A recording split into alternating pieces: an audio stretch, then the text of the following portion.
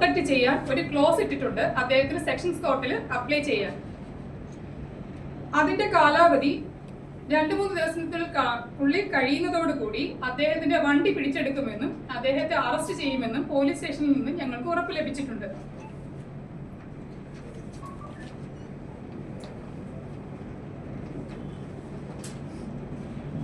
ഈ സംഭവത്തെ തുടർന്ന് സോഷ്യൽ മീഡിയയിൽ വ്യാപകമായ രീതിയിൽ ഞങ്ങൾക്കെതിരെ വന്നിട്ടുള്ള ആക്രമണത്തിൽ അതിന്റെ താഴിൽ വന്നിട്ടുള്ള കമന്റുകളും ഈ രാഹുലിന്റെ ആരോപണ പ്രകാരവും ചില ഗുരുതരമായ ആരോപണങ്ങൾ അദ്ദേഹം ഉന്നയിച്ചിട്ടുണ്ട്. അത് ഒരുപക്ഷെ ഒരു സ്ത്രീ സമൂഹത്തിൽ വന്ന് പ്രതികരിക്കാൻ നിൽക്കുമ്പോൾ അവരെ തളർത്താൻ വേണ്ടി ഏറ്റവും പ്രധാനമായിട്ട് ഉപയോഗിക്കുന്ന ആയുധം അവരുടെ ക്യാരക്ടർ അസാസിനേഷൻ നടത്തുക എന്നുള്ളതാണ്.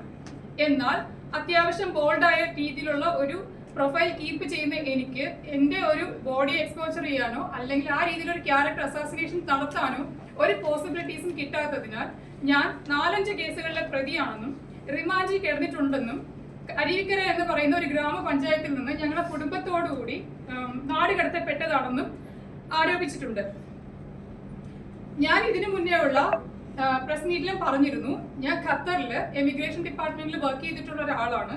തിരിച്ച് കൊറോണയ്ക്ക് ശേഷം വന്നതിനെ തുടർന്ന് പിന്നെ അങ്ങോട്ടേക്ക് പോകാൻ ട്രൈ ചെയ്യാതിരിക്കുകയും ഇവിടെ ഒരു ചെറിയ ബിസിനസ് സ്റ്റാർട്ട് ചെയ്ത് നടത്തിക്കൊണ്ട് പോവുകയാണെന്ന്.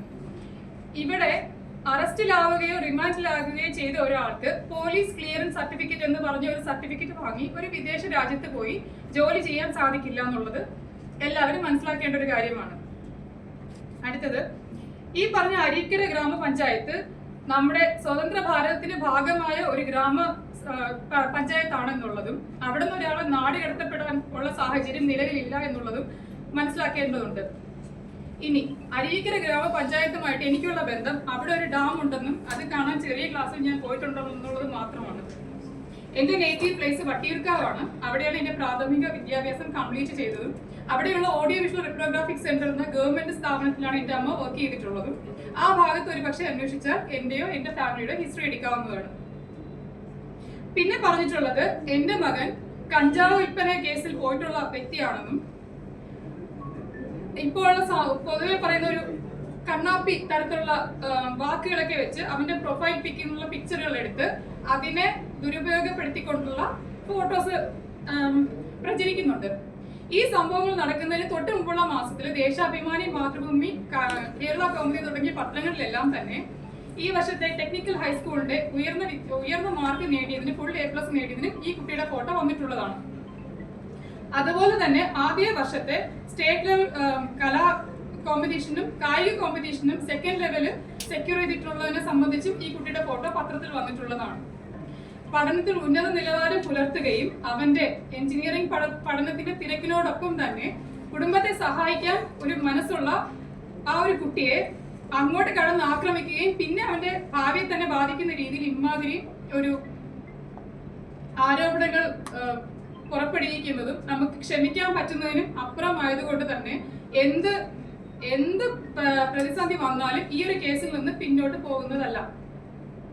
ആ കുട്ടിക്കെതിരെ കൊടുത്ത ആരോപണത്തിനും എന്റെ കുടുംബത്തിനെതിരെ കൊടുത്ത അപകീർത്തികരമായ ആരോപണത്തിനുമെതിരെ ഞങ്ങൾ കോടതിയെ അപ്രോച്ച് ചെയ്തിട്ടുള്ളതാണ്.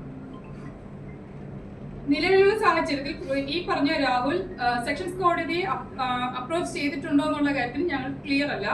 എന്നിരുന്നാലും ഇപ്പൊ പോലീസിന്റെ ഭാഗത്ത് നിന്നായാലും നമുക്ക് സപ്പോർട്ട് തന്ന ഈ ഗ്ലോബൽ എന്ന സംഘടനയുടെ ഭാഗത്ത് നിന്നായിരുന്നാലും വളരെ പോസിറ്റീവായിട്ടുള്ള കാര്യങ്ങളാണ് അറിയാൻ കഴിയുന്നത്. 2-3 ദിവസത്തിനുള്ളിൽ പുള്ളിയുടെ വണ്ടി പിടിച്ചെടുക്കുമെന്നും അറസ്റ്റിലേക്ക് പോകുമെന്നും ഞങ്ങൾക്ക് പോലീസ് സ്റ്റേഷനിൽ നിന്നും ഉറപ്പ് നൽകിയിട്ടുണ്ട്. ഞങ്ങളുടെ കേസ് ഇപ്പോൾ ഹാൻഡിൽ ചെയ്യുന്ന ഉദ്യോഗസ്ഥനായ സലീൽ സർ, അദ്ദേഹം വളരെ ആത്മാർത്ഥതയോടുകൂടിയും സത്യസന്ധതയോടുകൂടിയും കാര്യങ്ങൾ നീക്കുന്നു എന്നുള്ളത് ഞങ്ങൾക്ക് സമാധാനം തരുന്ന കാര്യം തന്നെയാണ്. അതുപോലെ തന്നെ ഈ കറപ്റ്റഡ് ആയിട്ടുള്ള ഞങ്ങളെ ഇത്രയും എന്റെ കുട്ടികളെയും ഈ കുടുംബത്തിനെയും ഈ സമൂഹത്തിന്റെ മുമ്പിൽ കൊണ്ടുവന്ന് എക്സ്പോസ് ചെയ്യാനും അതിന് പ്രത്യാരോപണങ്ങൾ നേരിടാനുമുള്ള സാഹചര്യത്തിലേക്ക് എത്തിച്ച രാജേഷ് MS എന്ന് പറയുന്ന കറപ്റ്റഡ് ആയിട്ടുള്ള ഉദ്യോഗസ്ഥൻ, അദ്ദേഹം പണിഷ്മെന്റ് ട്രാൻസ്ഫർ വഴി തൃശ്ശൂരിൽ നിന്നും ട്രിവാൻഡ്രത്തേക്ക് വന്നിട്ട് ഏതാനും ദിവസങ്ങളെ ആകുന്നുള്ളൂ എന്ന് അറിയാൻ കഴിയുന്നു.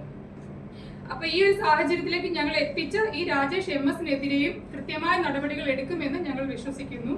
ഞങ്ങൾക്ക് ഇതിനെല്ലാം ഉപരി ഞങ്ങളുടെ കുടുംബത്തിന്റെ സങ്കടത്തിലും വിഷമത്തിലും അല്ലെങ്കിൽ ഞങ്ങളുടെ നിസ്സഹായ അവസ്ഥയിലും ഒപ്പം നിന്ന് പിന്തുണ നൽകിയ ആ ഒരു വീഡിയോ വ്യാപകമായി ഷെയർ ചെയ്യുന്നതിലൂടെ അത് എത്തേണ്ടടുത്ത് എത്തിച്ചു തന്ന നിങ്ങൾക്ക് ഓരോ ആൾക്കാർക്കും ഞാൻ അന്ന് ആവശ്യപ്പെട്ടത്, എൻ്റെ ഉദ്ദേശം ക്രിസ്റ്റൽ ക്ലിയർ ആയിരുന്നു. എനിക്ക് വേണ്ടത് സാമ്പത്തിക സഹായമല്ല, എനിക്ക് വേണ്ടത് ന്യായമായ നിയമ നടപടികൾ എടുക്കാനുള്ള സഹായമാണ്. അതിന് നിങ്ങൾ എല്ലാവരും സപ്പോർട്ട് ചെയ്യണം. മനസാക്ഷിയുള്ള ഓരോ മലയാളിയും എന്നെ സപ്പോർട്ട് ചെയ്യണമെന്നാണ് ഞാൻ നിങ്ങളുടെ മുമ്പിൽ ആവശ്യപ്പെട്ടത്. അത് നിങ്ങൾ എനിക്ക് നടത്തി തന്നു. അതിന് ഞാനും എൻ്റെ കുടുംബവും നിങ്ങൾ ഓരോരുത്തരോടും കടപ്പെട്ടിരിക്കുന്നു. നന്ദി.